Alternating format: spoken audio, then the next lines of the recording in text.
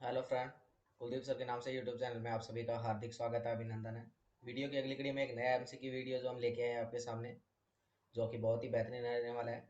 इससे पहले चैनल को लाइक कर दीजिएगा, शेयर कर दीजिएगा और ज़्यादा से ज़्यादा लोगों तक इसको शेयर कीजिएगा और चैनल को सब्सक्राइब कर दीजिएगा और बेल आइकन को ज़रूर प्रेस कीजिएगा ताकि हर एक वीडियो का नोटिफिकेशन आप तक पहुँचता रहे। तो शुरू करते हैं आज की क्लास को। Nurse is delegating task to an unlicensed assistive personnel. एक नर्स क्या कर रही है, एक टास्क दे रही है किसी अनलाइसेंस असिस्टिव पर्सोनल को। कौन सा जो है टास्क जो है वो अनलाइसेंस असिस्टिव पर्सोनल के लिए सही रहेगा, यह बात आपसे पूछी जा रही है। पहला कह रहा है कि client who has IV infiltrated and need replacing, की एक क्लाइंट है जिसका आईवी कैनुला जो है वो क्या हो गया, चेंज करने वाला है। वहाँ पे क्या हो गया, इनफिल्ट्रेशन हो गया आईवी साइड पे। तो ये आप अनलाइसेंस पर्सन असिस्टिव पर्सोनल को काम नहीं देंगे, तो ये बात हो नहीं सकती। दूसरा कह रहा है client on BiPAP who need to ABG. एक क्लाइंट जो बाईपैप पे और जिसको एबीजी का जरूरत है, ऐसे पेशेंट्स को का एबीजी का जो सैंपल लेना है, उसके लिए आप अनलाइसेंस असिस्टिव पर्सोनल को बोल दें, तो ये बात गलत है। तीसरा कह रहा है client with mild dementia who need assistance with food tray. एक क्लाइंट माइल्ड डिमेंशिया के साथ में है। डिमेंशिया एक साइकेट्रिक डिजीज रहती है, न्यूरोसिस का पार्ट रहता है, और उस पेशेंट को उसकी फूड ट्रे होल्ड करने के लिए असिस्टेंस की जरूरत है, तो ये काम आप अनलाइसेंस असिस्टिव पर्सोनल से करवा सकते हैं। और चौथा कह रहा है client who has wet to dry dressing change on abdominal incision. एक क्लाइंट के एब्डोमिनल इंसीजन पे क्या करवानी है, ड्रेसिंग को चेंज करवाना है, तो ये काम भी आप जो है यहाँ जो है अनलाइसेंस असिस्टिव पर्सोनल से नहीं करवाएंगे। तो जो है यहाँ राइट आंसर जो रहेगा वो रहेगा सी। नेक्स्ट दूसरे क्वेश्चन की तरफ चलते हैं। क्या है दूसरा question? A nurse is preparing a client schedule for right mastectomy. एक क्लाइंट जो है वो राइट मास्टेक्टमी के लिए शेड्यूल हुआ है। Statement indicate the need for further intervention. कौन सी ऐसी स्टेटमेंट है नीचे दिए गए में से जो इंडिकेट कर रही है कि पेशेंट को आगे समझाने की जरूरत है? पहला कह रहा है the client refuse to sign the blood consent since she is a Jehovah witness. यानी कि क्लाइंट रिफ्यूज कर रहा है ब्लड कंसेंट देने के लिए। दूसरा, the client identify the right breast as the surgical site for right mastectomy. Client identify करेगा राइट ब्रेस्ट के लिए सर्जिकल साइट क्या होगी, कि कौन सी जगह सर्जिकल इंसिजन दिया जाए, तो दोनों बातें गलत है। तीसरा कह रहा है client sign the consent form with an X which is witnessed by two licensed personnel. कि क्लाइंट जो है जो कंसेंट फॉर्म साइन करेगा अपने एक्स के साथ में, वो क्या है कि तो दो पर्सोनल के सामने होना चाहिए, विटनेस पर्सोनल होना चाहिए उसके लिए, तो ये बात गलत है। तो नेक्स्ट ऑप्शन क्या है हमारे पास?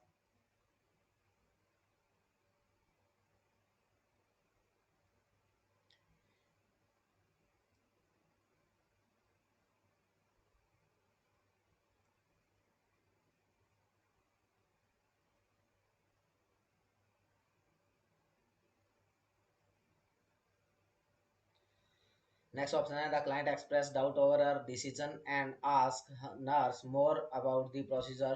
कि क्लाइंट क्या करेगा, एक्सप्रेस करेगा कि मुझे उसको क्या है कि अपने डिसीजन पे कोई डाउट तो नहीं है, और वो क्या करेगा, नर्स को एक्सप्लेन करने के लिए बोलेगा कि मुझे प्रोसीजर के बारे में कुछ और तुम क्या कर दो, एक्सप्लेन कर दो। ये बात बिल्कुल सही है, तो डी ऑप्शन रहेगा यहाँ। नेक्स्ट कह रहा है external weather disaster has flooded the emergency department with several new client which client should the nurse see first. यानी कि एक वेदर डिजास्टर आया, उसकी वजह से क्या हो गया है, इमरजेंसी डिपार्टमेंट में काफी सारे नए पेशेंट आए हैं। कौन सा ऐसा पेशेंट है जो नर्स सबसे पहले देखेगी? पहला कह रहा है client complaining of chest pain and nausea who is diaphoretic. तो ये सिम्टम जो रहते हैं ये एमआई के रहते हैं। तो पहला ऑप्शन है कि एक क्लाइंट जो एमआई का है, जिसके साइन सिम्टम दिए गए हैं chest pain with nausea with डाइफोरेसिस, इसको पहले देखेगी। दूसरा कह रहा है क्लाइंट जिसको क्या हुआ है, सिंपल फ्रैक्चर हुआ है रेडियस का, कहाँ से गिर गया था, स्टेयर से गिर गया था, इसको पहले देखेगी, तो इसको पहले देखने का जरूरत नहीं है। तीसरा कह रहा है the client complaining of slight redness and itching on the IV side in his hand. कि उसके हैंड के अंदर जहाँ पे आईवी कैनुला लगा है वहाँ रेडनेस और थोड़ी थोड़ी हल्की सी इचिंग हो रही है, उसको सबसे पहले देखेगी, तो एक बात गलत है। और फोर्थ वन जो है वो कह रहा है कि एक क्लाइंट जो क्या है, जिसका एंकल क्या हो गया है, सप्रेन हो गया है। सप्रेन यानी कि उसके क्या है, खिंचाव आ गया है बाहर की तरफ, ट्विस्ट आउट हो गया लिगामेंट, उसको पहले देखेगी। तो उसको पहले देखने का जरूरत नहीं है, तो पहले किसको देखेगी? ए ऑप्शन जो है वो यहाँ राइट रहता है कि जिसको एमआई का अटैक आ रहा है उस पेशेंट को पहले देखा जाएगा। नेक्स्ट क्वेश्चन है a nurse is working with an unlicensed assistive personnel to perform a bed bath on a client. एक नर्स क्या कर रही है, वर्क कर रही है अनलाइसेंस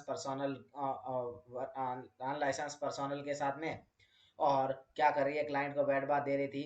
नर्स ने नोट किया कि जो अनलाइसेंस असिस्टिव पर्सोनल है उसने जैसे ब्रीथ किया तो उसकी ब्रीथ से अल्कोहल का स्मेल आया, और अल्कोहल का स्मेल आया तो प्रायोरिटी नर्सिंग इंटरवेंशन क्या रहेगा? पहला कह रहा है कि क्या करेगी जो नर्स है वो अनलाइसेंस असिस्टिव पर्सोनल के साथ में अपनी शिफ्ट के दौरान काम करेगी और उसको ऑब्जर्व करती रहेगी।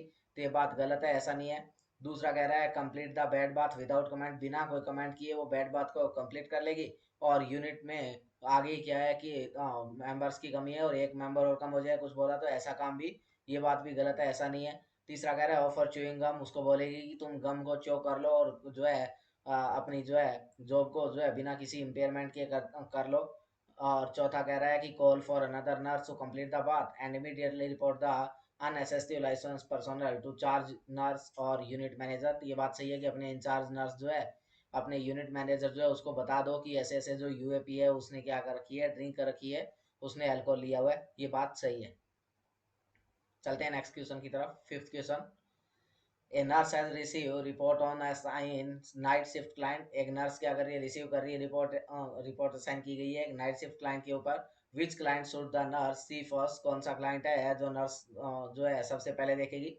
पहला कह रहा है mildly confused client due to dressing change on a diabetic ulcer to the heel, कि एक पेशेंट है जिसके क्या था, डायबिटिक अल्सर था हील के ऊपर और वहाँ की ड्रेसिंग चेंज की गई है, उसकी वजह से वो हल्का सा माइल्डली कंफ्यूज है, उस पेशेंट को सबसे पहले देखेंगे।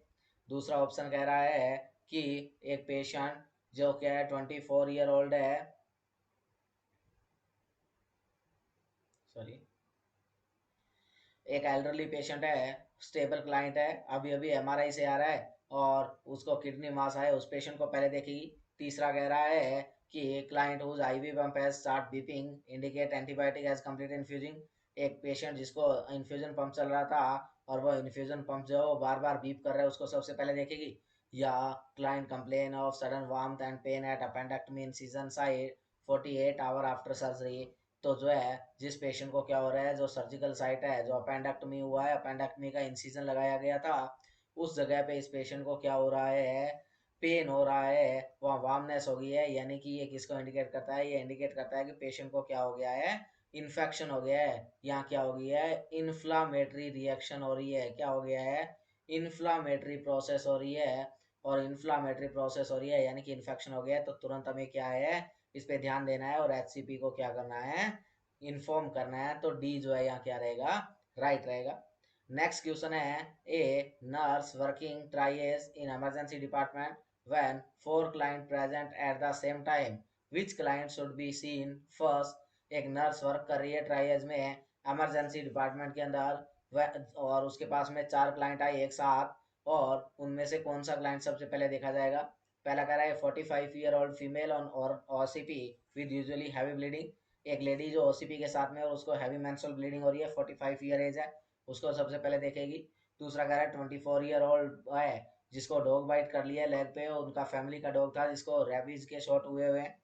तीसरा कह रहा है इरिटेबल 4 मंथ ओल्ड चाइल्ड है जिसको पैटेची रेस बन गए है, नकल रेजिडिटी हो गया है, और टेम्परेचर जो है 103.4 डिग्री फ़ारेनहाइट जिसका टेम्परेचर आ रहा है, उसको देखेगी। या चौथा कह रहा है ए 16 year old football player with A twisted ankle, एक 16 ईयर फुटबॉल का प्लेयर है और जिसका एंकल क्या हो गया, ट्विस्ट हो गया है, कोई डिफॉर्मिटी नहीं है, उसको सबसे पहले देखेगी। तो यहाँ जो सी ऑप्शन है ये इसके अंदर इंडिकेट कर रहे हैं कि जो साइन सिम्टम है वो किसको इंडिकेट कर रहे हैं, मेनिंजाइटिस की सिम्टम को इंडिकेट कर रहे हैं, किसको, मेनिंजाइटिस। और मेनिंजाइटिस जो है ये क्या लीड कर सकता है, इंक्रीज आईसीपी, और इंक्रीज आईसीपी अगर हुआ तो कंडीशन जो है वो फैटल हो सकती है।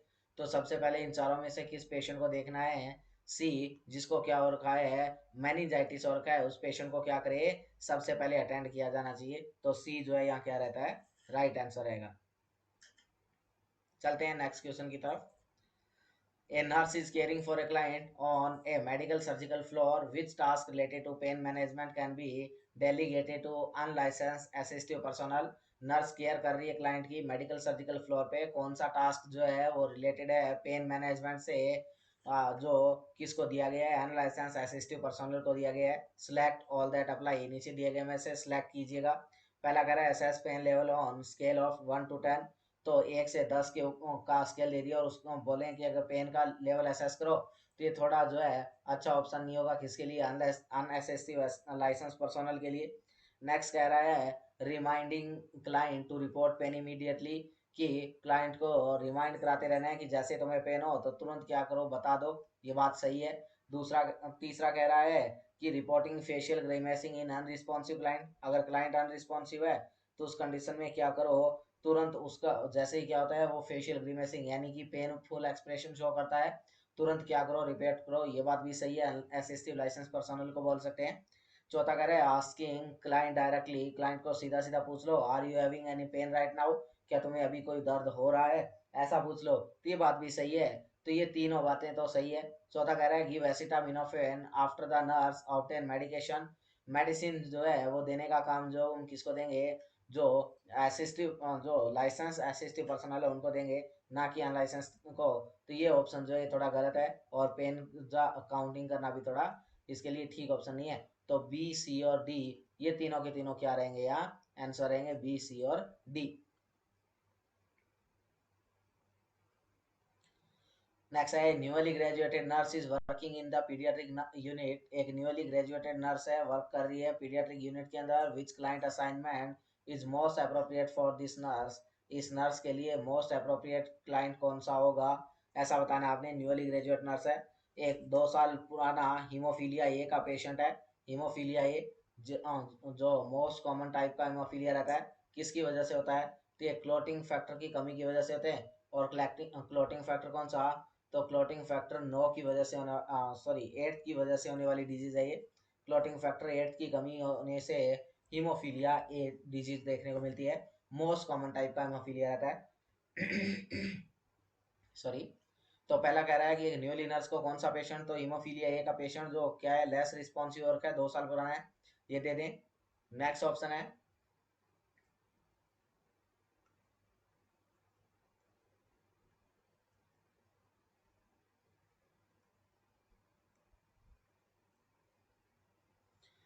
ए 15-year-old with sickle cell disease complaining of lower right quadrant abdominal pain, एक 15 साल पुराना पेशेंट है जिसको सिकल सेल डिजीज है, कंप्लेन कर रहा है lower right quadrant abdominal pain की। तीसरा कह रहा है 6-year-old who had just tonsillectomy 2 hour ago and is frequent swallowing। और फोर्थ वन कह रहा है 12-year-old newly diagnosed type 2 diabetes mellitus whose parents need teaching on insulin। तो जो है इंसुलिन पे टीचिंग की जरूरत है, तो ये नहीं देंगे हम न्यूली ग्रेजुएट को। दूसरा कह रहा है कि जिसको टॉन्सिलेक्टमी हुआ है 2 घंटे पहले और अभी भी क्या कर रहा है स्वेलोइंग, सर्जी पेशेंट है और फ्रीक्वेंट स्वेलिंग है, इसका मतलब ये इंडिकेट कर रहा है कि पेशेंट को क्या हो रहा है, इंटरनल ब्लीडिंग हो रहा है।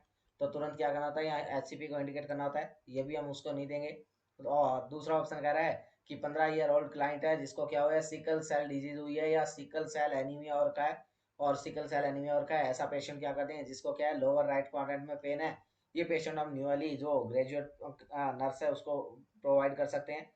पेन होने का कारण क्या है, तो पेन होने का कारण होता है कि सिकलिंग ऑफ हीमोग्लोबिन, जब हीमोग्लोबिन का क्या होगा सिकलिंग होगा, sickling of haemoglobin is the cause of abdominal pain in sickle cell anaemia. और होता क्या है सिकल सेल एनीमिया, तो इसमें क्या हो जाता है जो हीमोग्लोबिन है वो कैसा हो जाता है सिकल शेप का हो जाता है, कैसा हो जाता है सिकल शेप का हो जाता है। और इसका मैनेजमेंट क्या रहता है, तो मैनेजमेंट में ऑक्सीजन लगाओ और फ्लूइड लगाओ, ये इसका क्या होता है मैनेजमेंट होता है कि जब ऑक्सीजन देते हैं और फ्लूइड दिया जाता है तो पेशेंट का क्या हो जाता है, वो जो पेन है वो क्या हो जाएगा ठीक हो जाएगा। तो यहाँ क्या होगा बी आंसर जो है वो क्या रहेगा, राइट रहेगा बी। नेक्स्ट क्वेश्चन की तरफ बढ़ते हैं। और क्वेश्चन कह रहा है a nurse is paying to transfer a client from the ICU to the floor, एक नर्स प्रिपेयर कर रही है एक क्लाइंट को ट्रांसफर करने के लिए आईसीयू से फ्लोर के ऊपर।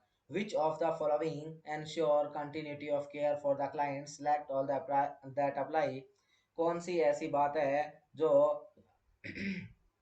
सॉरी कौन सी ऐसी चीज़ें हैं नीचे दिए गए में जो हम इंश्योर करेंगे कि कंटिन्यूटी ऑफ केयर को जो है केयर बना के रखेगी पेशेंट का। सिलेक्ट ऑल दैट अप्लाई, इन सभी में से सिलेक्ट करना है। पहला कह रहा है जो है यूजिंग अप्रूव एब्रिविएशन इन डॉक्यूमेंटिंग केयर, कि जो अप्रूव्ड एब्रिविएशन है उनको काम में लिया जाए जब हम क्या कर रहे हैं केयर को डॉक्यूमेंट कर रहे हैं। तो ये बात बिल्कुल सही है कि केयर को क्या करें, जो एब्रिविएशन है उनको काम में ले। दूसरा कह रहा है providing report on the client using standard hand of report, यानी कि जो जब हम क्या कर रहे हैं क्लाइंट को शिफ्ट कर रहे हैं तो उस दौरान क्या करें उसकी जो रिपोर्ट्स है उनको क्या कर दें क्लाइंट की जो यूज आने वाली है client using standard hand of report, यानी कि उसके हाथ में रख दी जाए, उनके हाथ में थमा दें कि ये काम की रिपोर्ट है, ये तुम्हें जाके क्या करना है, शो करना है। तीसरा कह रहा है informing the receiving nurse of pending lab result and when they are expected. क्या करना है, इन्फॉर्म करना है जो रिसीविंग नर्स है उसको कि ये पेंडिंग लैब रिजल्ट है और ये आपने क्या कर लेने हैं, यहाँ से इतने टाइम बाद मिलेंगे तो वहां से रिसीव कर लेने हैं, ये बात भी सही है। चौथा कह रहा है informing the receiving nurse of any care that need to be done such as bathing, कि कोई अगर केयर पेशेंट का पेंडिंग है तो उसके बारे में रिसीविंग नर्स को इन्फॉर्म करना होता है, ये भी बात सही रहती है। और पांचवा कह रहा है telling the receiving nurse that the family is demanding and ask too many question, ये बात बताने का जरूरत नहीं है, पेशेंट की केयर के साथ डायरेक्ट रिलेशन नहीं रख रहा है, इसलिए यहाँ आंसर क्या हुआ, ए बी सी और डी चारों के चारों क्या रहते हैं, आंसर रहेंगे। चलते हैं नेक्स्ट क्वेश्चन की तरफ। A client has been admitted to the oncology unit and has a large amount of cash। एक पेशेंट ऑन्कोलॉजी यूनिट में एडमिट हुआ जिसके पास बहुत बड़ी मात्रा में कैश है। सेवरल क्रेडिट कार्ड, काफी सारे क्रेडिट कार्ड है। Several piece of expensive looking gold jewellery, उसके पास में काफी सारे पीस जो है वो जो है उसके गोल्ड ज्वेलरी के देखने को मिल रहे हैं, है ना। विच action by the nurse is most appropriate, कौन सा एक्शन जो है वो मोस्ट अप्रोप्रिएट रहेगा। पहला कह रहा है tell the client to hide everything in our purse और bag that put it in the closets, उसको क्लाइंट को बोलेंगे कि सब कुछ अपने पास में अपने पर्स या बैग में छिपा लो और उसको अपने बिल्कुल पास में रख लो। दूसरा कह रहा है offer to take her belongings to the charge nurse office where they be locked up, तुम ऐसे करो कि इसको क्या कर दो, जो हमारी इंचार्ज नर्स है उसके ऑफिस में रख दो और वहाँ इसको क्या कर सकते हो, लॉक कर सकते हो। तीसरा कह रहा है suggest that the client put her valuable in a shop and place in the bottom of the bed side table under some clothing, क्या कर लो उस पेशेंट को सजेस्ट करना है कि तुम्हारे बेड साइड जो टेबल लगा है उस टेबल के जो नीचे वाली साइड नीचे क्या कर दो, इसको प्लेस कर दो इनको और ऊपर इनके क्या कर लो, कुछ क्लॉथ्स वगैरह अपने रख लो, कुछ थिंग्स रख लो ऐसा। फोर्थ कह रहा है inform the client of the hospital policy regarding valuable, client को इन्फॉर्म करना है कि जो हॉस्पिटल पॉलिसी है उसके हिसाब से एंड सजेस्ट, और उसको बताएगी that she give them to a trusted family member और to security for safe keeping, क्या करो तुम इसे अपने किसी फैमिली मेंबर को दे दो जिसपे तुम्हें भरोसा है और ये वहां रखना तुम्हारे लिए बहुत ही क्या होगा, सावधानी पूर्वक होगा, तुम्हारे लिए बहुत ही अच्छा होगा। तो ये बात बिल्कुल सही है कि क्या करवा देना होता है, फैमिली मेंबर्स जो होते हैं उनके पास क्या करवा देते हैं, हम हैंड ओवर करवा देंगे कोई भी जो उसकी पर्सनल जो है थिंग्स हो, कोई भी जो है कीमती सामान जो होता है उसको क्या कर दिया जाता है, उसके फैमिली मेंबर को हैंड ओवर कर दिया जाता है। और ऐसा नहीं बोलना है कि बेड के साइड लॉकर में रख लो, है ना, वहां से चोरी वगैरह हो सकता है, ऐसा नहीं कह रहा है कि इंचार्ज ऑफिस में रख दिया जाए, या उसको ऐसा आपने नहीं बताना है कि अपने पास पर्स वगैरह में रख के बैठ जाओ, ऐसी गाइडेंस नहीं देनी होती है। नेक्स्ट क्वेश्चन है the nurse is caring for 7-year-old child who present to the emergency department with multiple bruises, fracture ankle, cigarette burn on the arm, which action by the nurse is most appropriate. एक 7 साल पुराना बच्चा hospital में आया emergency department में, काफी सारे ब्रूजेज है वहाँ पे, उसकी एंकल जो है वो फ्रैक्चर है, सिगरेट बर्न हो रखा है उसको आर्म के ऊपर, और इस सभी को देख के नर्स का मोस्ट अप्रोप्रिएट एक्शन क्या होगा। पहला कह रहा है ask the parents if they burn the child with cigarette, क्या तुम लोगों ने इसको सिगरेट के साथ में बर्न किया है, तुम लोगों ने इसको जलाया है ऐसा। दूसरा कह रहा है ask the client to tell you what happen to cause the bruising and burn, client पूछेगा उनसे, आस्क द क्लाइंट, क्लाइंट को पूछना आपसे कि क्या तुम्हारे साथ ये ऐसा कैसे घटित हुआ, तुम्हारे साथ ये इतना सारा बर्न और ये ब्रूजिंग कैसे हुई। तीसरा कह रहा है inform the parents that they can not leave with the child until they talk to the police, हम जब तक पुलिस से बात नहीं कर लेते हैं तब तक तुमने इस बच्चे को छोड़ के कहीं नहीं जाना है, ऐसा पेरेंट्स को इन्फॉर्म कर देना है। चौथा कह रहा है notify the charge nurse immediately so that the suspected child abuse can be reported, क्या करना है, अपनी चार्ज नर्स जो है अपनी इंचार्ज नर्स जो है उसको क्या करें, रिपोर्ट करें, उसको बोलें कि बच्चा किसका सस्पेक्ट हो रहा है, चाइल्ड अब्यूज का सस्पेक्ट हो रहा है। तो ये जो है रीड जो है यहाँ क्या रहेगा, राइट रहेगा, बाकी सारी की सारी चीजें क्या है, गलत है। नेक्स्ट क्वेश्चन,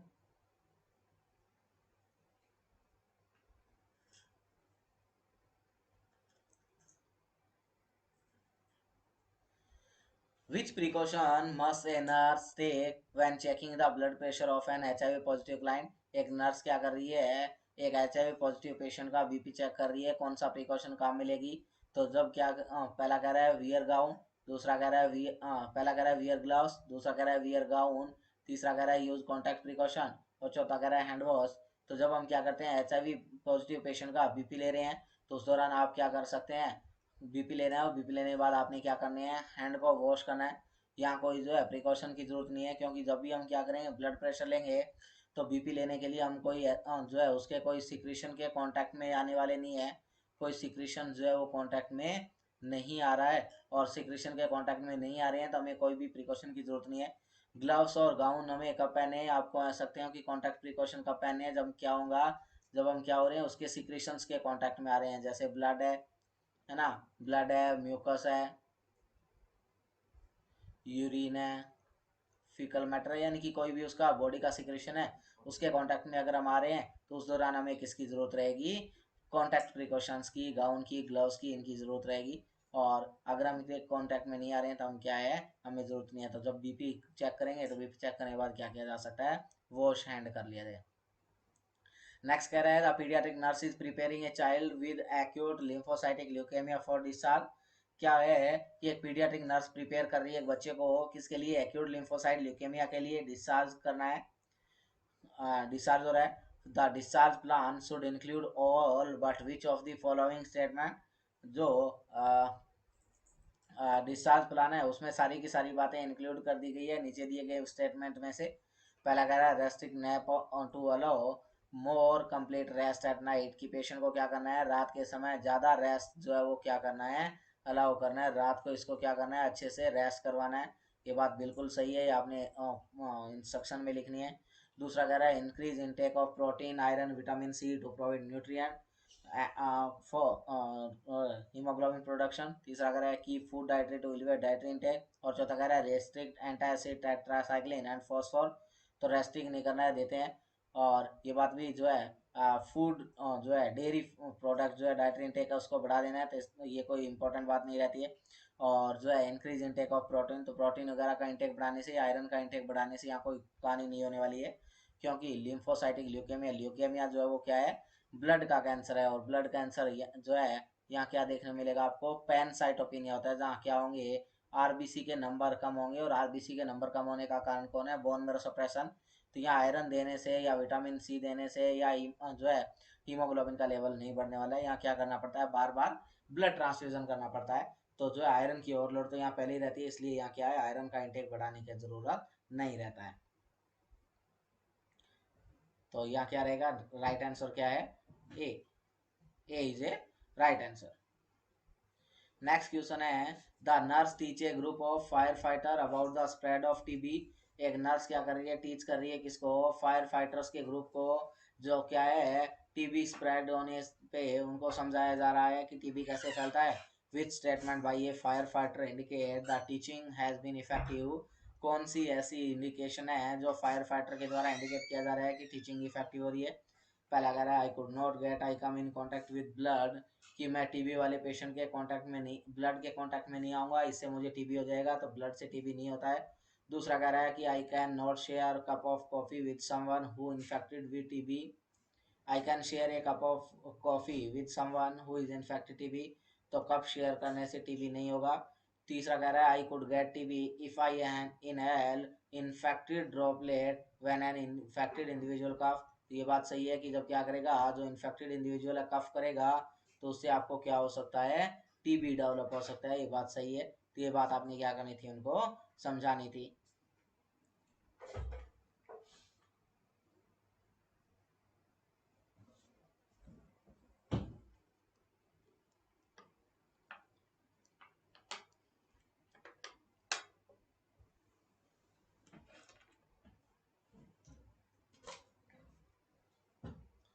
और तीसरा कह रहा है I need to refrain from shaking hand, कि मैंने हाथ मिलाने से मना कर देना है। जो पर्सन इन्फेक्टेड है तो हाथ मिलाने से टीबी नहीं होता है। तो इन्फेक्शन जो इन्फेक्टेड पर्सन है उसके ड्रॉपलेट के कांटेक्ट में आने से क्या होगा, टीबी होगा। तो ड्रॉपलेट से बचना है। तो सी क्या था यहाँ राइट आंसर। नेक्स्ट कह रहा है after administering an annual Mantoux tuberculin skin test, कि हम क्या कर रहे हैं एडमिनिस्टर करने के बाद Mantoux tuberculin skin test employees को nurse instruct the staff to return within how many hour. Nurse instruct कर रही है किसको, स्टाफ को, कि कितने टाइम के अंदर तुम्हें वापस लौट के आना है एडमिनिस्ट्रेशन के, to have the result determine, result determine करना है। पहला कह रहा है 12 to 24 आवर, दूसरा कह रहा है 24 to 48 आवर, थर्ड कह रहा है 48 to 72 आवर, और फोर्थ कह रहा है 72 to 84 आवर। तो मेंटॉक्स टेस्ट जो है उसकी रीडिंग को पढ़ने का टाइम जो 48 to 72 आवर रहता है। क्या होता है मेंटॉक्स टेस्ट, तो मेंटॉक्स टेस्ट किसके लिए यूज करते हैं, use for check sensitivity of, use for check the sensitivity of, check the sensitivity of mycobacterium tuberculi, कि किसके लिए करते हैं मेंटॉक्स टेस्ट। तो ये हम काम में लेते हैं कि हम सेंसिटिविटी का पता लगाने के लिए कि हम माइकोबैक्टीरियम ट्यूबरकुलोसिस के कांटेक्ट में आए हैं कि नहीं आए हैं, उसका पता लगाने के लिए क्या काम में लेते हैं इसमें। तो इसमें पीपीडी इंजेक्ट किया जाता है। पीपीडी क्या है, तो PPD protein purified protein derivative होते हैं। क्या होता है ये, तो ये होता है प्यूरिफाइड प्रोटीन डेरिवेटिव होता है, प्यूरिफाइड प्रोटीन डेरिवेटिव रहते हैं। और ये क्या करते हैं, हम इंजेक्ट करते हैं। कितना अमाउंट दिया जाता है, तो 0.1 ml इंजेक्ट करते हैं। कौन से रूट से, इंट्राडर्मली इंजेक्ट किया जाता है। और फिर उसके बाद क्या करते हैं, हम रीडिंग देखते हैं 42 to 78 आवर्स पे रीडिंग चेक करने का टाइम रहता है, 48 to 72 आवर। और साइट कौन सी रहती है, कहाँ लगाया जाता है, तो फोर आर्म पे। कहाँ लगाए जाते हैं, फोर आर्म पे। और फोर आर्म पे कहाँ, तो inner surface of four arm पे क्या किया जाता है, इसको अप्लाई किया जाता है। जो हमारी फोर आर्म का इनर सरफेस है वहाँ क्या करना होता है, इसको अप्लाई करना होता है। तो फोर आर्म का जो इनर सरफेस है वहाँ क्या करना है आपने, इसको अप्लाई करना होता है। 48 से 72 घंटे का क्या रहता है, टाइम रहता है। तो सी जो है यहाँ क्या है, राइट आंसर है। नेक्स्ट कह रहे हैं, a client is diagnose with mania disease, एक क्लाइंट डायग्नोस हुआ है किसके साथ में, मैनिया डिजीज के साथ में। Which nursing diagnosis would take priority for this client, एक क्लाइंट मैनिया डिजीज के साथ में डायग्नोस हुआ और क्लाइंट का प्रायोरिटी नर्सिंग डायग्नोसिस क्या रहेगा। तो होता क्या है मैनिया डिजीज, तो ये एक ईयर का डिजीज है। और ईयर में मैं बात करूँ तो इनर ईयर की डिजीज है। किसकी डिजीज है, इनर ईयर की। क्या होता है इसमें, तो इनर ईयर में क्या होता है, जो फ्लूइड होता है जिसको हम बोलते हैं एंडोलिम, वो क्या हो जाता है, बढ़ जाता है। और जब वो इंक्रीज हो जाता है तो क्या करता है, जो हमारे इनर ईयर है वहां पे क्या करता है, प्रेशर कॉज करता है। क्या कॉज करेगा, प्रेशर कॉज करता है। और जब वहाँ प्रेशर लगता है तो प्रेशर लगने की वजह से पर्सन को क्या फीलिंग होगी, वर्टाइगो की फीलिंग आती है। कैसी फीलिंग आती है, वर्टाइगो का फीलिंग आता है। पर्सन क्या नहीं कर पाता है, can't may balance, can't make balance, person क्या नहीं कर पाता है, बैलेंस नहीं बना पाता है। और जब तक बैलेंस नहीं बनता है तो वो चलने के चांस जो है, जब वो चलता है तो उसको गिरने के चांसेस रहते हैं। और अगर वो गिरा तो उसको क्या हो सकती है, इंजरी हो सकती है। इसलिए आपने क्या करना है, उसको रिस्क ऑफ इंजरी से प्रिवेंट करना होता है। किसके लिए, तो मैनिया डिजीज के पेशेंट को रिस्क ऑफ इंजरी से प्रिवेंट करते हैं।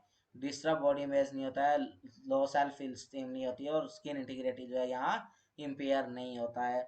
नेक्स्ट क्वेश्चन है, while driving the client forget how to get home, which lobe could be dysfunction. एक क्लाइंट क्या कर रहा है, ड्राइविंग कर रहा था और वो भूल गया है कि घर कैसे जाया जाए। कौन सा लोब जो है वो डिसफंक्शनल हो गया है, पहला है टेम्पोरल, दूसरा पैराइटल, तीसरा ऑक्सीपिटल, चौथा फ्रंटल। तो अगर थोड़ा सा हम बात करें किसके बारे में, हमारे ब्रेन के बारे में, यानी कि सेरिब्रम में कौन कौन से एरिया होते हैं, अगर ऐसी बात की जाए तो ये हमारा क्या है, ब्रेन है। ब्रेन के 4 लोब रहते हैं। कितने लोब हैं, 4 लोब रहते हैं। और 4 लोब कौन कौन से, तो सामने की तरफ है फ्रंटल लोब, ये है temporal lobe, this is parietal lobe, और दिस इज ऑक्सीपिटल लोब। तो 4 लोब है हमारे पास। थोड़ा अच्छे से देखें इसको डिटेल में।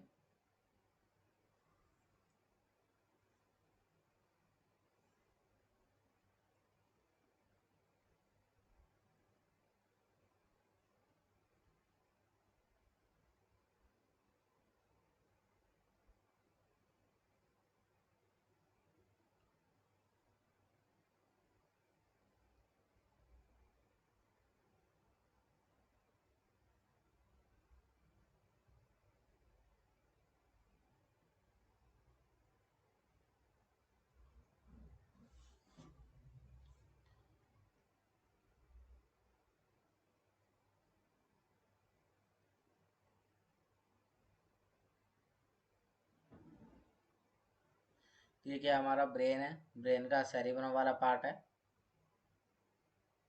सेरिब्रम। और सेरिब्रम में 4 लोब रहते हैं। कितने लोब रहते हैं?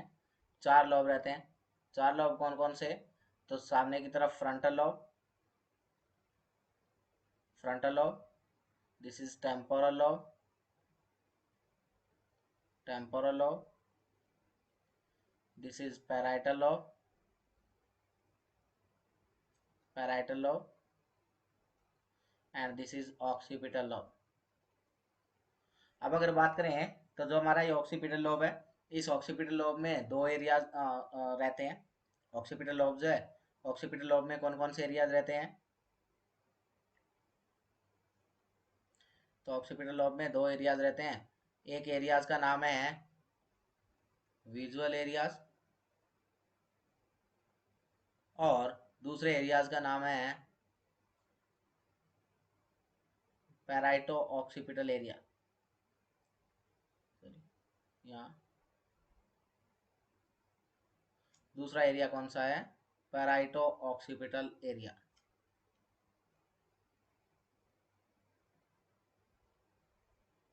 पैराइटो ऑक्सीपिटल एरिया।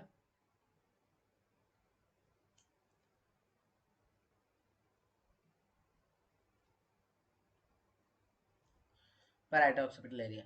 वहीं अगर बात करें तो जो हमारा पैराइटल लोब है, इसमें भी 2 एरिया रहते हैं। एक रहता है गस्टेटरी का एरिया, गस्टेटरी एरिया, और एक रहता है सोमेटोसेंसरी का एरिया।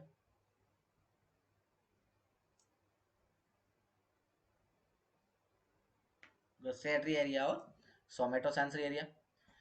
वहीं अगर बात करें टेम्पोरल लोब के बारे में, तो टेम्पोरल एरिया में भी अलग अलग एरियाज रहते हैं। और टेम्पोरल लोब में कौन सा रहता है? तो टेम्पोरल लोब में एक तो रहता है वर्निकेस एरिया,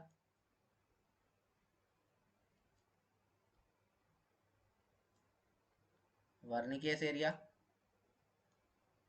इसके अलावा एक रहता है आपका ऑडिटरी एरिया,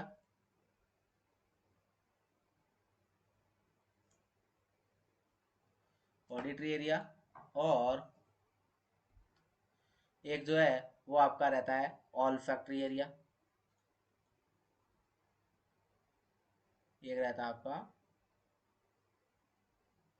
ऑल्फैक्टरी का एरिया। वहीं अगर बात करें किसके बारे में, फ्रंटल लोब के बारे में, तो फ्रंटल लोब में कौन कौन से एरियाज है? तो फ्रंटल लोब में जो रहते हैं,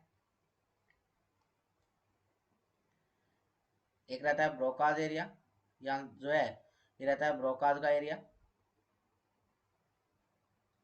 Broca's area. Primary motor area,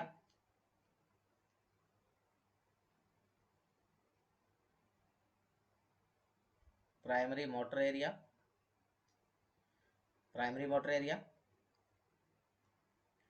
primary motor area के सामने की तरफ जो रहता है वो रहता है प्री मोटर एरिया,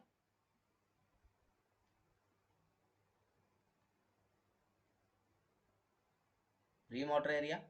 और प्री मोटर एरिया के सामने की तरफ जो रहता है उसको हम बोलते हैं प्री फ्रंटल एरिया।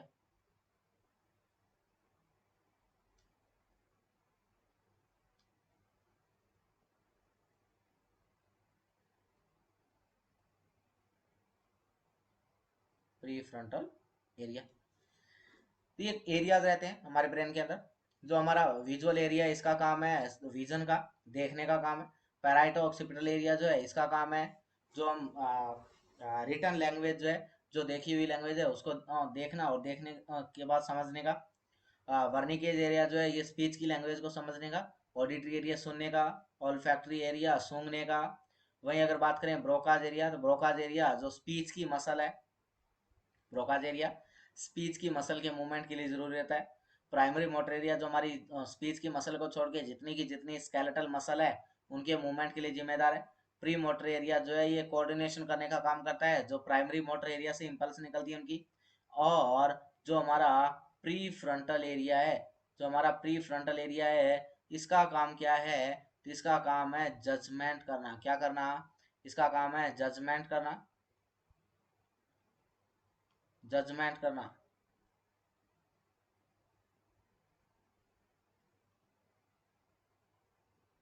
जजमेंट करना। मेमोरी बनाना, और डिफा मेक डिफरेंस बिटवीन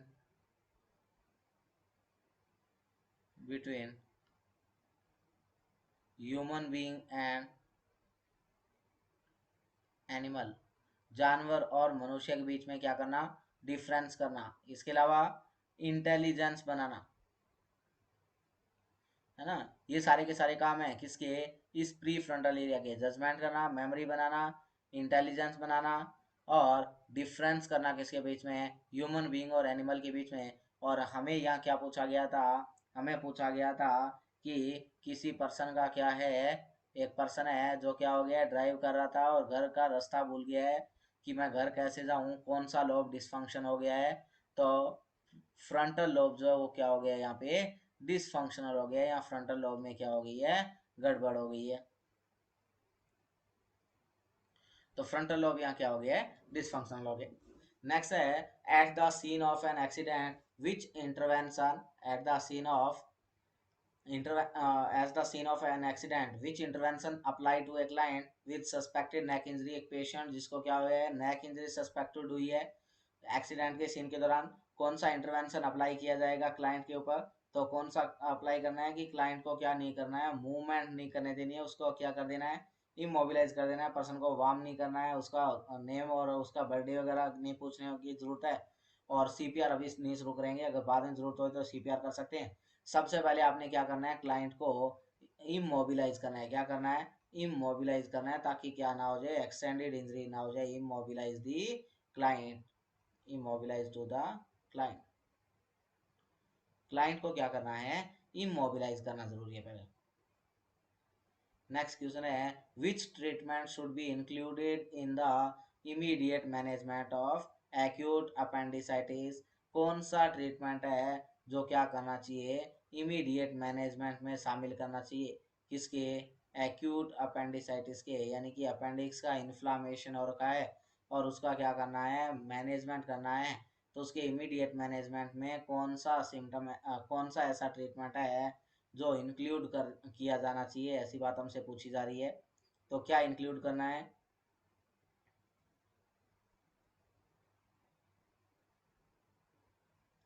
तो पहला कह रहा है प्रिवेंट फ्लूइड वॉल्यूम डेफिशिट, उसको फ्लूइड वॉल्यूम डेफिशिट से प्रिवेंट करना है। दूसरा कह रहा है एंटीबायोटिक देना है। तीसरा कह रहा है रिड्यूस एंजाइटी, एंजाइटी कम करनी है। और चौथा कह रहा है relieve pain.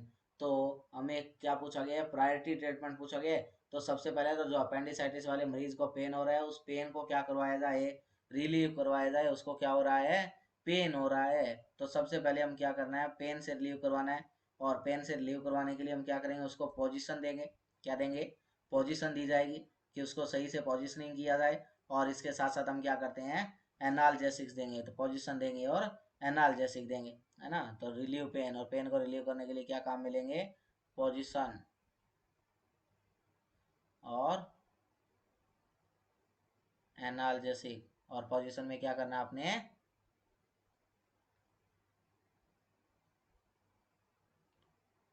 Side lying with knee flex, side lying with knee flex वाली पोजीशन देते हैं। और इसके साथ साथ क्या करते हैं हम, एनाल्जेसिक दी जाती है। इसके अलावा एक इंपॉर्टेंट बात रहती है कि जो हमारा अपेंडिसाइटिस डिजीज है, अपेंडिसाइटिस, अपेंडिसाइटिस में दो चीज़ें कॉन्ट्राइंडिकेटेड रहती है, कॉन्ट्राइंडिकेशन। और कॉन्ट्राइंडिकेटेड क्या है, तो एक तो क्या करना होता है, इस पेशेंट को कभी भी हॉट एप्लीकेशन नहीं देना होता है।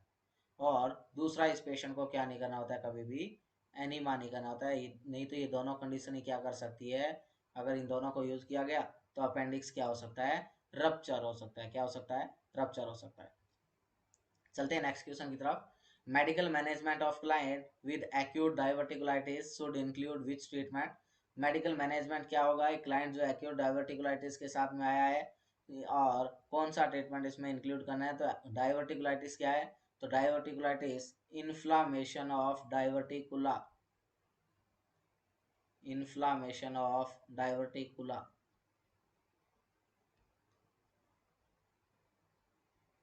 डाइवर्टिकुला का इन्फ्लामेशन क्या कहलाता है, डाइवर्टिकुलाइटिस कहलाता है। और क्या मेडिकल मैनेजमेंट ऐड करो इसमें, तो इंक्रीज फाइब्रिन डाइट, डाइट के अंदर फाइबर इंक्रीज किया जाएगा। Administration of antibiotic, antibiotic administer किए जाएंगे।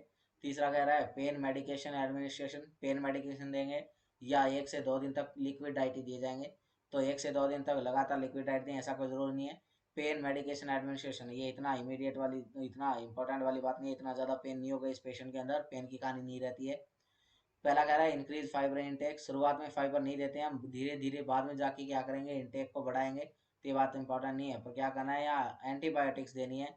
एंटीबायोटिक देने से क्या होगा, इन्फेक्शन जो है वो कम होगा, इन्फेक्शन कम और इन्फ्लामेशन कम होगा, तो क्या होगा वहाँ जो है रप्चर होने के चांस नहीं रहेंगे। नहीं तो क्या हो सकता है डाइवर्टिकुलाइटिस से क्या हो सकता है, परफोरेटेड डाइवर्टिकुलाइटिस बन सकता है। तो क्या दें, एंटीबायोटिक एडमिनिस्ट्रेशन करना है। नेक्स्ट क्वेश्चन है an enema is prescribe for a client with suspected appendicitis. जो अभी हमने डिस्कस किया था, हमने कहा था कि अपेंडिसाइटिस में क्या रहता है, एनीमा और हॉट एप्लीकेशन दोनों की दोनों क्या रहती है, कॉन्ट्रा इंडिकेटेड रहती है। क्यों, अभी हमने बात की थी कि क्या कर देंगे, ये रप्चर कर सकते हैं। तो पहला कह रहा है कि suspected appendicitis the nurse should take which action, nurse क्या एक्शन लेगी, tell the client to lie on his left side, कि तुम अपनी लेफ्ट साइड लेट जाओ। दूसरा कह रहा है explain the procedure to client, client को प्रोसीजर एक्सप्लेन करें। तीसरा कह रहा है compile necessary equipment, necessary equipment क्या क्या चाहिए उनको इकट्ठा किया जाए। चौथा कह रहा है question the physician about the order, this is right answer, कि क्या नहीं करना है, एनिमा नहीं देना है, ये बात हमने फिजिशियन को जाके बतानी है कि पेशेंट हमारा किसके साथ में है, अपेंडिसाइटिस का पेशेंट है। और अगर हमने वहाँ क्या दिया, एनिमा दिया, तो अपेंडिसाइटिस रप्चर हो जाएगी और रप्चर अपेंडिसाइटिस में लीड टू पेरिटोनाइटिस। तो डी। नेक्स्ट क्वेश्चन है, और नेक्स्ट क्वेश्चन क्या कह रहा है कि ए 28-year-old client has just given birth at 1 minute, the baby appear healthy. एक 28 ईयर ओल्ड क्लाइंट है, अभी अभी उसने क्या किया, एक बच्चे को जन्म दिया है 1 मिनट पहले, और 1 मिनट पे जब देखा गया एपगार स्कोर तो बच्चा क्या है, हेल्थी है। बच्चे में कोई ब्लू हैंड्स वगैरह की कंप्लेन नहीं देखने को मिल रही है। Which of the following would the nurse midwife pronounce, कौन सी ऐसी बात है जो नर्स मिडवाइफ प्रोनाउंस करेगी। तो सबसे पहले हम बात करते हैं कि एपगार स्कोर होता क्या है, व्हाट इज एपगार स्कोर। सबसे पहले हम बात करते हैं व्हाट इज एपगार स्कोर।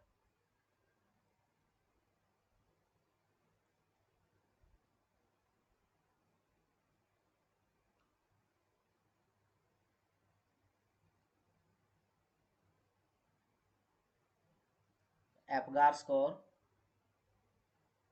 क्या है, एपगार स्कोर, तो एपगार स्कोर ये क्या है, क्वांटिटेटिव स्केल है। क्या है, एक क्वांटिटेटिव स्केल है जो किसके द्वारा दी गई, जो एक अमेरिकन एनास्थेसियोलॉजिस्ट हुए थे जिनका नाम था विर्जीनिया एपगार। क्या, एक अमेरिकन एनास्थेसियोलॉजिस्ट हुए, जीवन भाई, विर्जीनिया एपगार।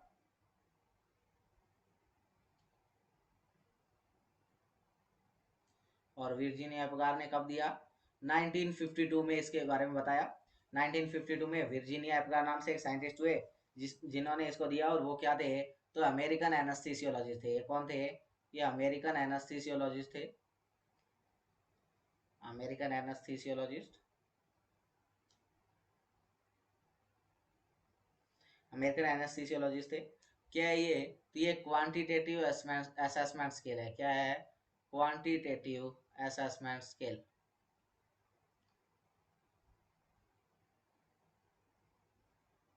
क्या है ये, क्वांटिटेटिव असेसमेंट स्केल है।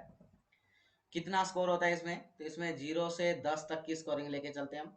मिनिमम 0 और मैक्सिमम 10 इसमें क्या रहता है, स्कोर रहता है। टोटल 5 एलिमेंट रहते हैं एपगार स्कोर के अंदर। कितने एलिमेंट होते हैं, 5 एलिमेंट्स होते हैं, 5 एलिमेंट। और 5 एलिमेंट्स कौन कौन है, तो 5 एलिमेंट की अगर बात करें तो ए, पी, जी, ए और आर, ये क्या रहते हैं, 5 एलिमेंट रहते हैं। ए क्या है, तो ए का मतलब है अपीयरेंस, अपीयरेंस यानी कि उसका स्किन का कलर कैसा है, अपीयरेंस यानी कि स्किन कलर। अपीयरेंस यानी कि स्किन कलर। दूसरा पी, और पी का मतलब पल्स रेट। तीसरा जी, जी का मतलब ग्रीमेस, ग्रीमेस यानी कि फेशियल एक्सप्रेशन या रिफ्लेक्सेस कह सकते हैं आप। ग्रीमेस यानी कि फेशियल एक्सप्रेशन या रिफ्लेक्सेस एक्सप्रेशन है, या मैं कह सकता हूँ रिफ्लेक्सेस। ए का मतलब है एक्टिविटी, बच्चे की मसल टोन कैसी है, उसके अंदर एक्टिविटी कैसी है, मसल टोन। और आर का मतलब है रेस्पिरेटरी पैटर्न, ना कि रेस्पिरेटरी रेट। क्या है? Respiratory pattern. तो 5 कंपोनेंट है, 5 एलिमेंट है अपगार स्कोर के, A P G A R. Appearance, pulse rate, grimace, activity, respiratory pattern. Appearance में स्किन का कलर देखना है, पल्स रेट में हम पल्स का रेट देखते हैं, ग्रीमेस यानी कि फेशियल एक्सप्रेशन और उसका रिफ्लेक्सेस के बारे में चेक किया जाएगा। एक्टिविटी, बच्चे में मसल टोन कैसी है, फ्लैक्शन है, मिनिमल फ्लैक्शन है, गुड फ्लैक्शन है, कुछ भी नहीं है ना।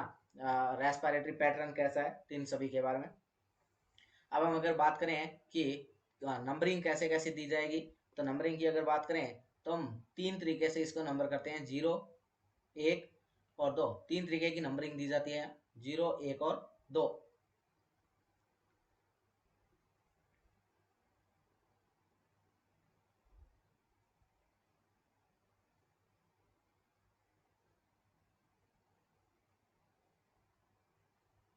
0, 1 और 2। अब 0 कब बोलेंगे?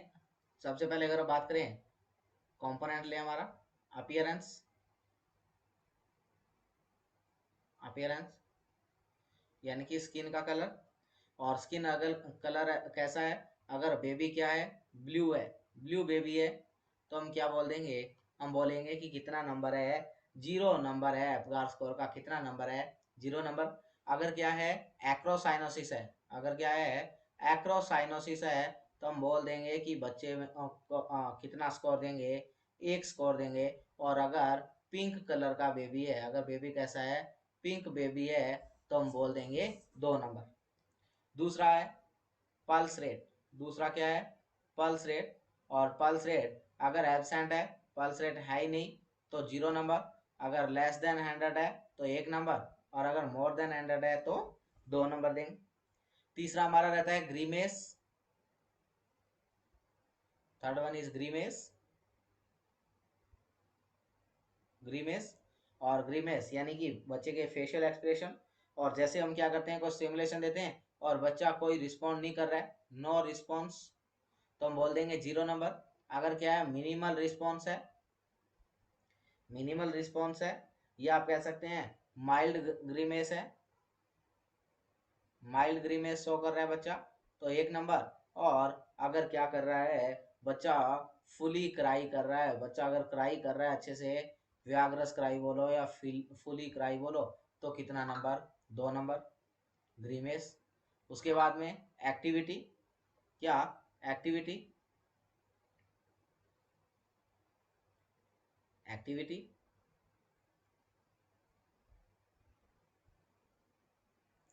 एक्टिविटी और एक्टिविटी में हम क्या देखेंगे, मसल का टोन देखेंगे। और मसल अगर क्या है, ए टॉनिक ए रिफ्लेक्सिक है, मसल में कोई टोन नहीं है, कोई रिफ्लेक्स नहीं है, तो हम कितना नंबर दे देंगे, 0 नंबर दे देंगे। अगर क्या है, मिनिमल फ्लैक्शन है, क्या है, अगर मिनिमल फ्लैक्शन है, मिनिमल फ्लैक्शन, तो कितना नंबर दे देंगे, 1 नंबर दे देंगे। और गुड फ्लैक्शन है, अगर क्या है, गुड फ्लैक्शन, गुड फ्लैक्शन है, तो कितना नंबर दे देंगे, 2 नंबर दे देंगे। क्या देंगे, 2 नंबर दे देंगे। और उसके बाद हमारा क्या रहता है, रेस्पिरेटरी पैटर्न। क्या रहता है, रेस्पिरेटरी पैटर्न,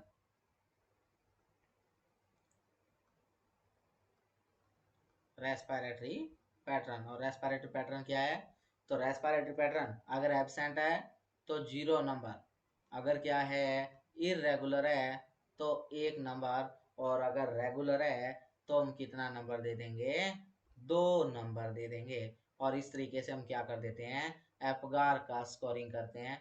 बच्चे के अंदर ये क्या रहेगी, Apgar scoring.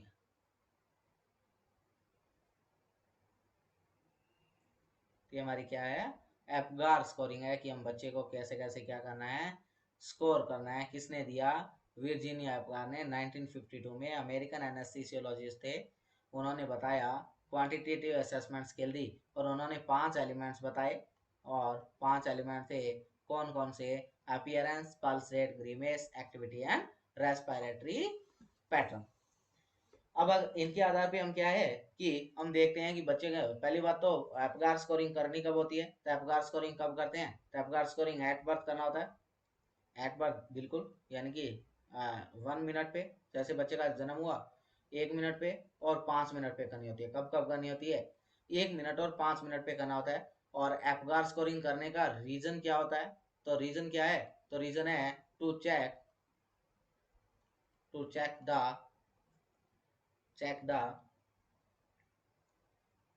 child have adjust इन एक्सटर्नल इन्वायरमेंट, कि जो बच्चा है जो अभी भी एक्सटर्नल इन्वायरमेंट में आया है वो एडजस्ट हो रहा है कि नहीं, उसका पता लगाने के लिए हम क्या करते हैं? एप्गार स्कोरिंग करते हैं। और एप्गार स्कोरिंग कितने टाइम करना होता है? 2 बार करना होता है। अब अगर एप्गार स्कोरिंग की रीडिंग के हिसाब से देखें, और एप्गार स्कोरिंग जब हमने चेक किया और मान लीजिएगा हमारे पास एप्गार स्कोर जो है वो 0 से अगर 3 आ रहा है, तो इसका मतलब क्या है? इसका मतलब है कि बच्चे के अंदर प्रॉब्लम जो है वो क्या है? सीवियर प्रॉब्लम है। कैसी प्रॉब्लम है? सीवियर प्रॉब्लम है। अगर 0 से 3 अगर एफगार स्कोर हो तो बच्चे को क्या करना होता है? रिससिटेट करना होता है। क्या करना होता है? रिससिटेट करना होता है। और रिससिटेट करने के लिए कौन कौन से प्रोसेस स्टेप फॉलो करेंगे हम? तो रिससिटेशन कैसे करते हैं? तो टी, ए, बी और सी का फिनोमिना काम मिलेंगे। टी का मतलब क्या है? बच्चे में क्या करना है आपने? टेम्परेचर को रेगुलेट करना है। बच्चे को क्या करना है? ड्राई करना है। और क्या करना है? कवर करना है। ए का मतलब होता है उसमें क्या करना है आपने? एयरवे को मेंटेन करना है। बी, ब्रीदिंग को मेंटेन करना है, एयरवे पैटर्न करना है। और सी, फिर आपने क्या करना है? सर्कुलेशन की तरफ जाना होता है। फिर कहाँ जाना है आपने? सर्कुलेशन की तरफ जाना होता है। वहीं अगर आपकी एफगार स्कोरिंग कितनी आ रही है? 4 से 7 के बीच में आ रही है, तो कंडीशन क्या है? माइल्ड है। कंडीशन कैसी है? माइल्ड है। और अगर सॉरी मॉडरेट है। और मॉडरेट, और अगर मॉडरेट कंडीशन है तो उस कंडीशन में आपने क्या करना है? बच्चे को थोड़ा स्टिमुलेट वगैरह करते हैं हम।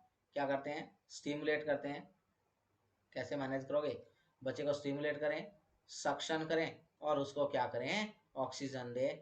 इस तरीके से आप क्या कर सकते हैं? मैनेजमेंट। और उसके बाद 8 से अगर 10 है तो उस कंडीशन में माइल्ड या नॉर्मल की कैटेगरी में आता है, या कुछ भी नहीं करना होता है। तो इस तरीके से हम क्या करते हैं? बच्चे में एपगार की स्कोरिंग करते हैं। और हमारे पास क्वेश्चन जो था वो ये था।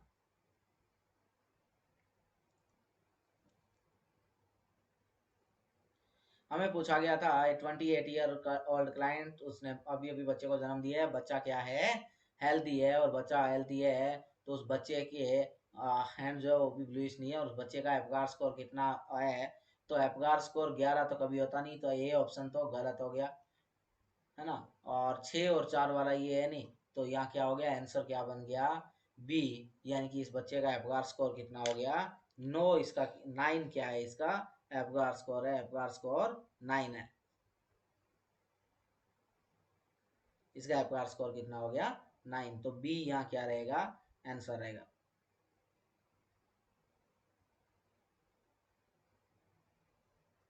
बी। नेक्स्ट चलते हैं। एक client first day of her last period war January 24, which of the following should the nurse tell the client is her expected date of delivery? तो ईडीडी निकालना है। और ईडीडी निकालने के लिए हमारे पास एक फॉर्मूला रहता है कि क्या करो, जो एलएमपी है उस एलएमपी में 9 मंथ 7 डेज क्या कर दो? ऐड कर दो। और जो डेट आएगी वो उसका क्या होगा? ईडीडी होगा। और अगर हम क्या करें, हमारे पास एलएमपी है 24 जनवरी, और इसमें अगर 9 मंथ और 7 डेज ऐड करें तो जो डेट आएगा वो क्या आ जाएगा? इस लेडी का एलएमपी आएगा। और जनवरी में अगर 9 जोड़ें तो जनवरी फर्स्ट मंथ है, और इसमें 9 जोड़ें तो 10वां महीना। और 10वां महीना कौन होता है? अक्टूबर। और अक्टूबर का कितना तारीख? 24 तारीख प्लस 7 डे 7 डेज।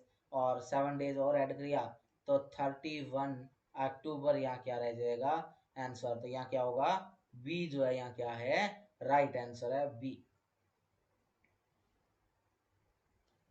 चलते हैं अगले क्वेश्चन की तरफ।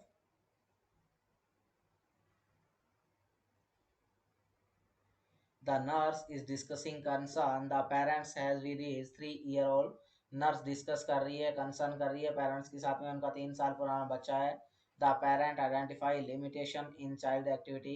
पेरेंट्स आइडेंटिफाई कर रहे हैं कि उनका जो बच्चा है उनकी एक्टिविटी में क्या क्या लिमिटेशंस आ रही है। Select all that should be of concern to the nurse. कि नीचे दिए गए में से सिलेक्ट करनी है कि जिनके बारे में नर्स को पता होना चाहिए। तो 3 साल का बच्चा क्या कर सकता है। पहला कह रहा है unable to work simple toys, वो सिंपल टॉयज के साथ में काम नहीं कर सकता है।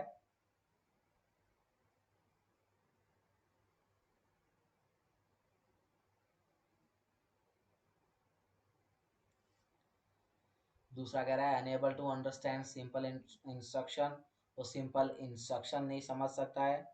तीसरा कह रहा है unable to say first and last name, वो फर्स्ट और लास्ट नेम नहीं बोल सकता है। और चौथा कह रहा है unable to name any colour or numbers, कि वो किसी नंबर और किसी भी नेम को और किसी कलर्स को नहीं बोल सकता है।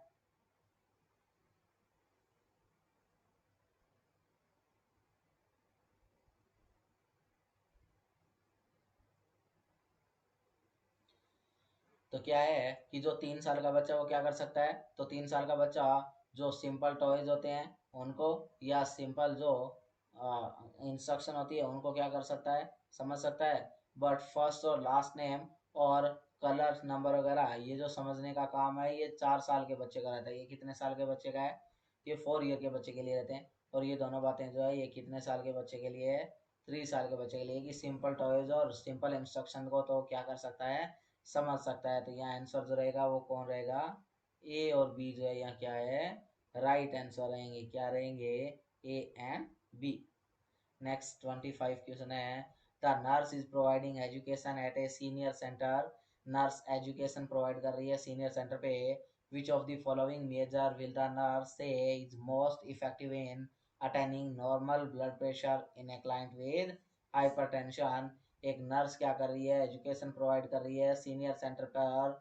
कौन सा नीचे दिया गया फॉलोइंग मेजर है जो नर्स बोलेगी कि मोस्ट इफेक्टिव हुआ है नॉर्मल ब्लड प्रेशर के लिए in the client with hypertension. जो क्लाइंट किसके साथ था हाइपरटेंशन के था उसके लिए बहुत ज़्यादा इफेक्टिव हुआ है, ये बात आपसे पूछी जा रही है। पहला कह रहा है eating red meat daily, daily red meat खाना ये हुआ है। दूसरा कह रहा है increase potassium and calcium intake, कि पोटेशियम और कैल्शियम इंटेक को बढ़ाओ। तीसरा कह रहा है increase fluid intake, fluid intake को बढ़ाओ। और चौथा कह रहा है decrease sodium intake, sodium intake को कम किया जाए। तो जो सोडियम इंटेक है वो बहुत अच्छा रास्ता है, सोडियम इंटेक को कम करना ही एक बेस्ट वे है क्या करने का, तो ब्लड प्रेशर को कम करने का। जो पेशेंट किसके साथ में है हाइपरटेंशन के साथ में। अगर क्या किया डेली रेड मीट खा रहे हैं, पोटेशियम कैल्शियम का इंटेक बढ़ा दिया जाए, फ्लूइड इंटेक बढ़ा दिया जाए, तो इनसे क्या है कि बीपी कम नहीं होगा, हो सकता है कहीं ना कहीं हमें बढ़ा हुआ है देखने मिले। अगर फ्लूइड ज़्यादा लिया, अगर रेड मीट ज़्यादा ले रहे हैं तो इन कंडीशन में हो सकता है कि हमें बीपी जो है वो बढ़ा हुआ देखने को मिले ना कि कम देखने को मिले। सो जो डिक्रीज सोडियम इंटेक जो है ये सबसे अच्छा आंसर है कि बीपी को कम करने के लिए क्या आंसर किया जाए, बीपी को कम करने के लिए क्या करो सोडियम को कम लो। नेक्स्ट क्वेश्चन है ए 9 month old child is registered to attend A local child care clinic. एक 9 month old चाइल्ड है रजिस्टर हुआ है अटेंड करने के लिए local child care clinic. Upon initial intake the nurse discovered the child has received the first and second dose of hepatitis B vaccine। जो nurse ने क्या है डिस्कवर किया कि जो बच्चा है इस बच्चे ने क्या रिसीव कर रखी है पहली और दूसरी डोज जो है हेपेटाइटिस बी वैक्सीन की वो अटेंड कर रखी है। What is best course of action for the nurse to recommend to the parents. कौन सा बेस्ट कोर्स है एक्शन लेने के लिए नर्स के लिए जो रिकमेंड किया जाएगा पेरेंट्स के द्वारा। पहला कह रहा है no action a third dose of vaccine is not recommended, कोई एक्शन लेने का ज़रूरत नहीं है। तीसरी डोज की अभी कोई थर्ड डोज लगाने का भी कोई ज़रूरत नहीं है, नहीं रिकमेंड किया जाएगा। दूसरा कह रहा है immediately inoculate the child, give the high risk और of not having a third vaccine. Immediately अभी लगाओ, बच्चा जो है वो बहुत ज़्यादा रिस्क पे है, थर्ड वैक्सीन की ज़रूरत है। तीसरा कह रहा है wait until the child is 12 month to give the vaccine. तब तक वेट करो जब तक बच्चा 12 महीने का ना हो जाए, उसके बाद दे देंगे वैक्सीन। और चौथा कह रहा है schedule the child for the third vaccine at the earliest convenience. Schedule किया जाए कि बच्चे को कितना जल्दी जो है वो थर्ड वैक्सीन लगाया जा सकता है, उसके लिए तैयार किया जाए।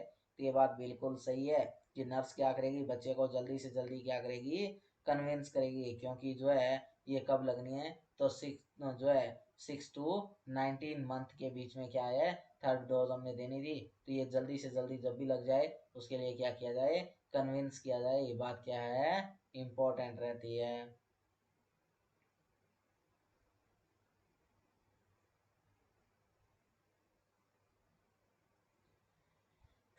नेक्स्ट क्वेश्चन है, और next question, the nurse is teaching a smoking cessation programme, he will state that which of following benefit of quitting appear within 1 year।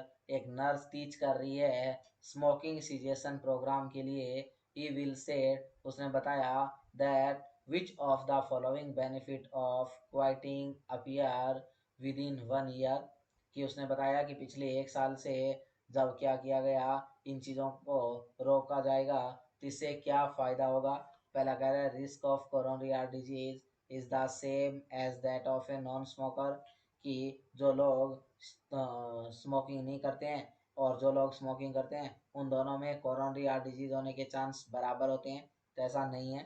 दूसरा कह रहा है carbon monoxide level is in blood drops to normal, जिन लोगों को पिछले 1 साल से क्या करवा दिया गया, स्मोकिंग सीज करवा दी गई, बंद करवा दी गई, उन लोगों में कार्बन मोनोऑक्साइड का लेवल जो है वो लगभग क्या आ गया, नॉर्मल के बराबर आ गया है।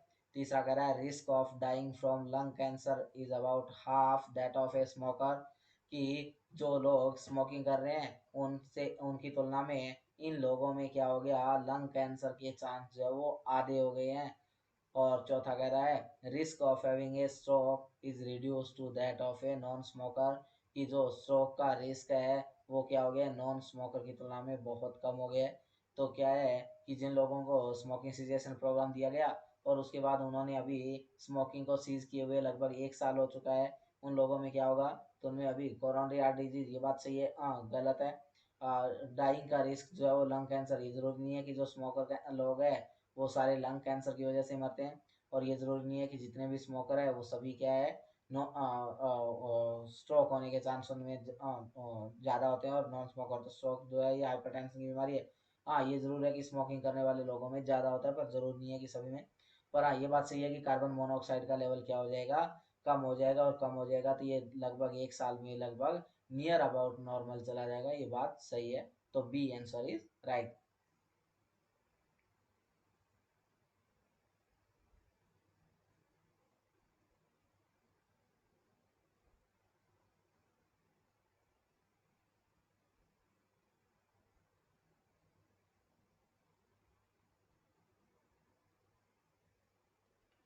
है ना, तो लगभग अगर हम 1 साल तक क्या कर लें, अगर 12 मंथ तक क्या कर दिया जाए, स्मोकिंग को सीज कर दिया जाए, तो कार्बन मोनोऑक्साइड का लेवल क्या हो जाता है, लगभग near about normal.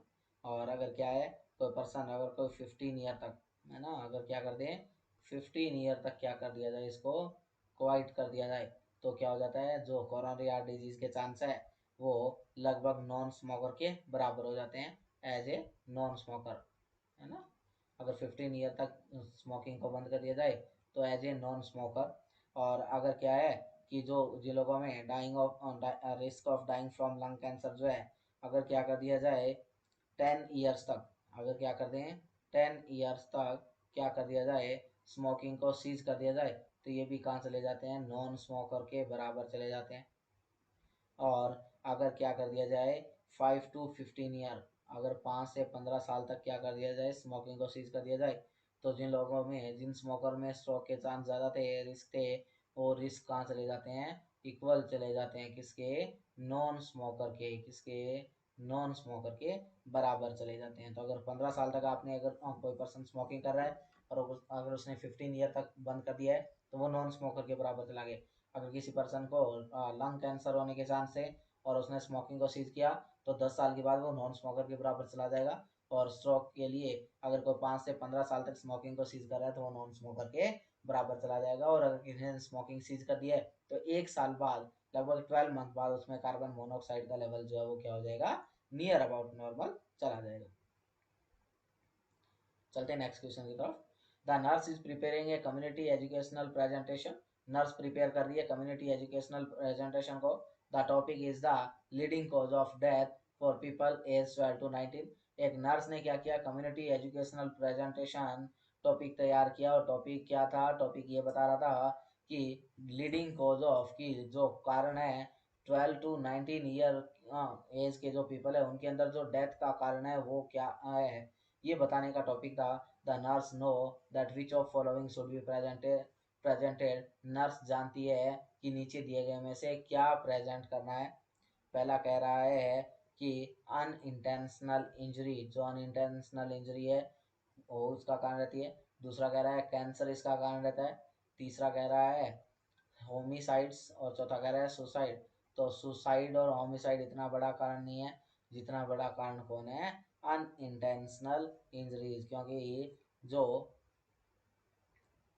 Unintentional injuries जो क्या है, 12 to 19 एज के अंदर जो पीपल्स की डेथ हो रही है उनके लिए सबसे बड़ा जो कारण है वो कौन है, अनइंटेंशनल इंजरीज है।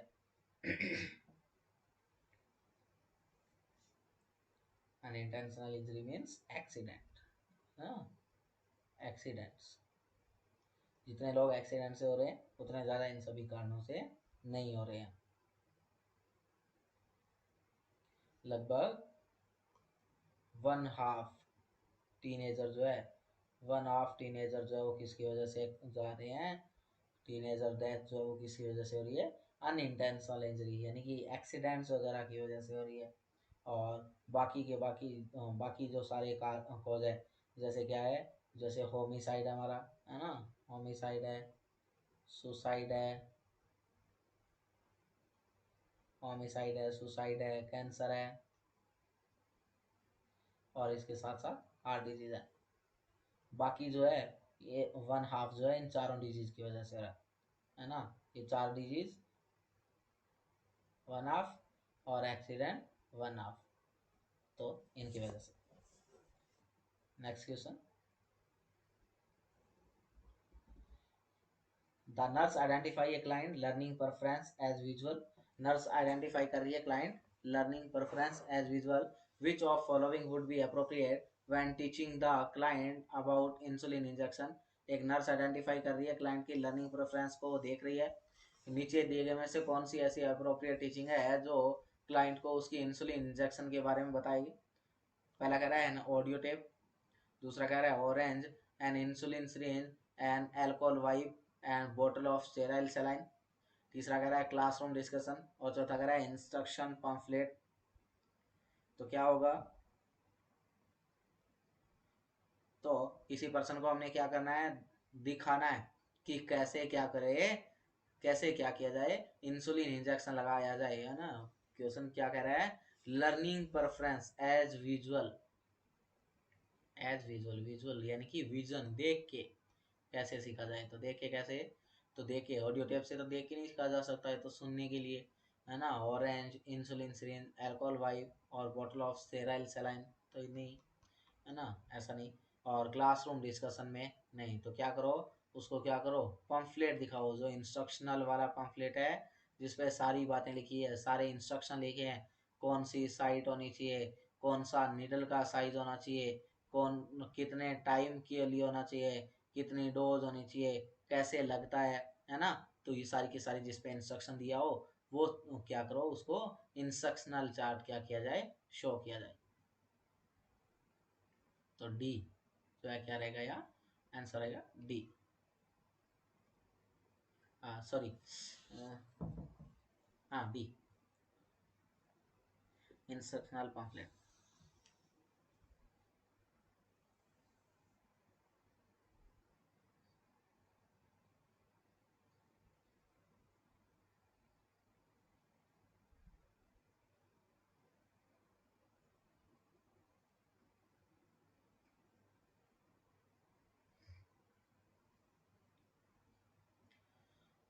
नेक्स्ट कुछ साइकोलॉजिकल क्वेश्चन रहते हैं पेशेंट के लिए।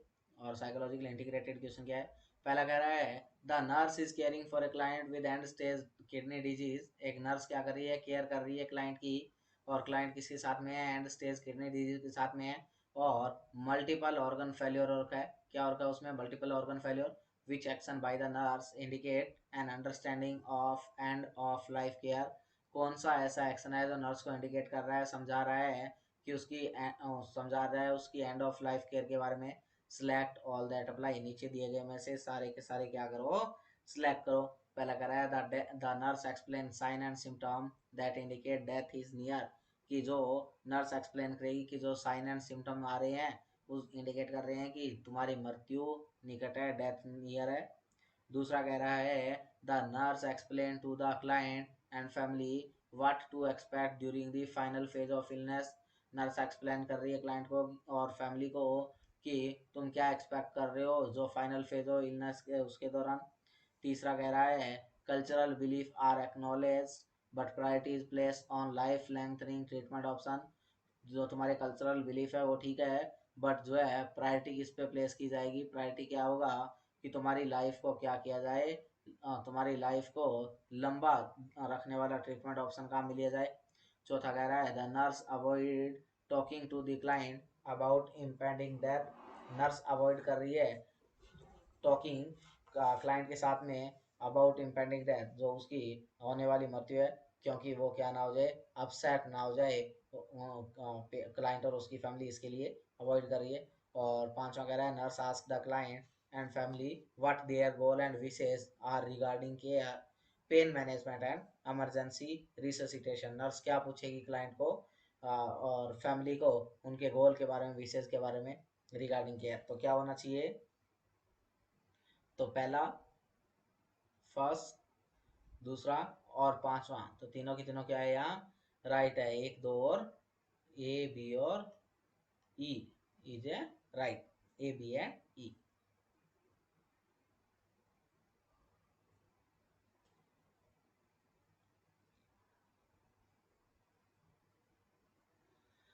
सो आज के लिए इतना ही। नेक्स्ट वीडियो में हम और बहुत सारे एमसीक्यू लेके आएंगे। सो बने रहिएगा हमारे साथ। अगर वीडियो पसंद आ रहा है तो वीडियो को लाइक कीजिएगा, चैनल को शेयर कीजिएगा, सब्सक्राइब कीजिएगा, ज़्यादा से ज़्यादा लोगों तक पहुंचाने की कोशिश कीजिएगा। Thank you so much.